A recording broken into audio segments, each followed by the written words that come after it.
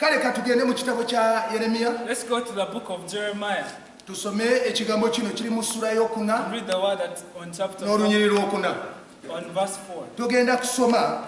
We are going to read. Kasaba omusomi w'Oluganda. I'm going to ask our Manye nze siri Muganda. Because I'm not a Muganda. Hallelujah. Nze siri Muganda. I'm not a Muganda. Siri Muganda. Yensonga lwaki Oluganda nsaba abansomera. Lwakubadde agenda okunsomera naye musoga. Because they are going to read. Mukama yeebazibwe. Twebaza Katonda kubanga tuwadde ekisa. We are thankful to God. Katusome olunyiriri luno. Essuula 4 Yeremiya n'olunyiriri lw'okuna. Chapter 4 verse 4.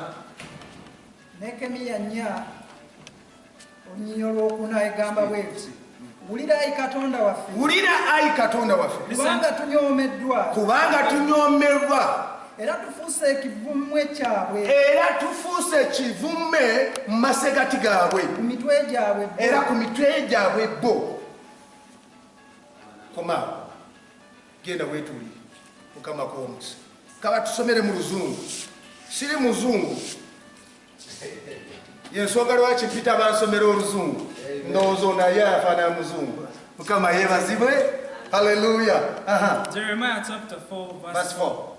Hear, O our God, for we have been despised and turned their approach upon their own head and give them for a prey in the land of captivity. Hallelujah. Kino kyekigambo kyendeesa olunaku olwaleero. This is the word that I brought today. Ndeesa ekigambo kino. I brought this word. Nga Nehemiya bwe yasaba. As Nehemiah prayed. Kyali kiseera. It was time. Tobiya ne Sanbalati. Tobiya ne Sanbalati. Bwe baali batyobodde nnyo. They were so eggwanga lya Isirayiri. In the land of Israel. Nga babalaba nga abataliyo. You are looking at them as nga babalabira mu mbeera ng'ey'abalala. They are looking at them as a situation. Nga bagamba nti bino byonna bye bakola tibigasa. They thought everything they do is ekiseera kino this time ekya karantiini in quarantine. Waliwo abagamba there are people who are amakanisa gabadde gatuwoganira. The churches that kabagagalewo. Let them close naye kankubuuze baagala amakanisa bw'ofuluma. You get out. Hallelujah. Hallelujah.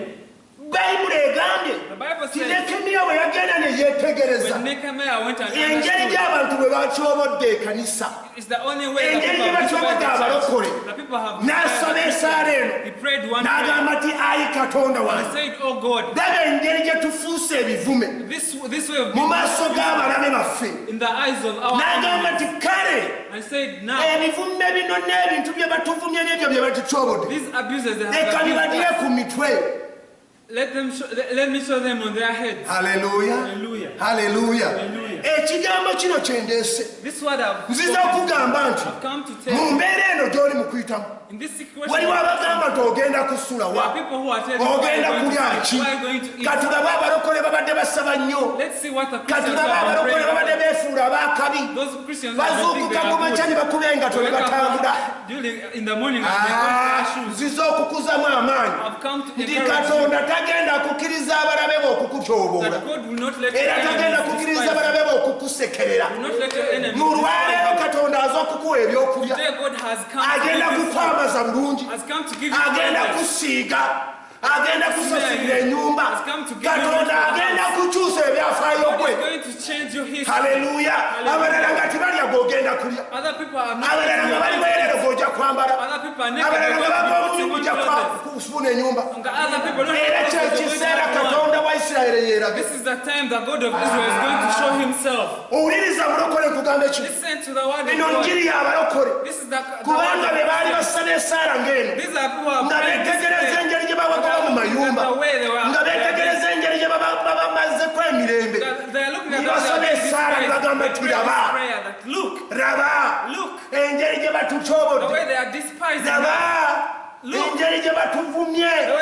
Ayi Katonda waffe, leka ebivumo bino n'okutyoboola kuno kuleme okukoma olwaleero. Let it stop today. Mukama yeebazibwe. Njagala kusaba naawe akaseera kaffe katono.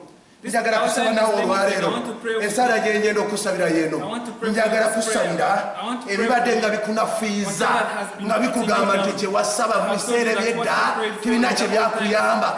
Olunaku olwaleero bikume mu linnya erya Yesu mwana Katonda omulamu kansabe naawe kitange mu linnya erya Yesu mwana Katonda omulamu baabana abaana bo abawala n'abalenzi abasajja n'abakazi abakadde ab'obusajja n'ab'obukazi mbasabira mu linnya erya Yesu mwana Katonda omulamu mubanga bakwesiga tebaswalira mu maaso g'abalabe baabwe eka ekizibu kino nga kikyaliwo abantu banoonye emmere bagifune bafune okwambala bambale bulungi gaziya ensalo z'abantu bo baleme okudda emabega era kwata ku mitima gy'abo abadde nga tebakkiriza olunaku olwaleero balokoke mu linnya erya Yesu mwana Katonda omulamu leka ekisa kyo n'amaanyi g'Omukama birabisibwe era obulamu bw'abantu obanga oli wamu nange gamba amiina era otwala ekyamajjalo ky'olunaku olwaleero mu linnya erya Yesu mwana Katonda omulamu amen.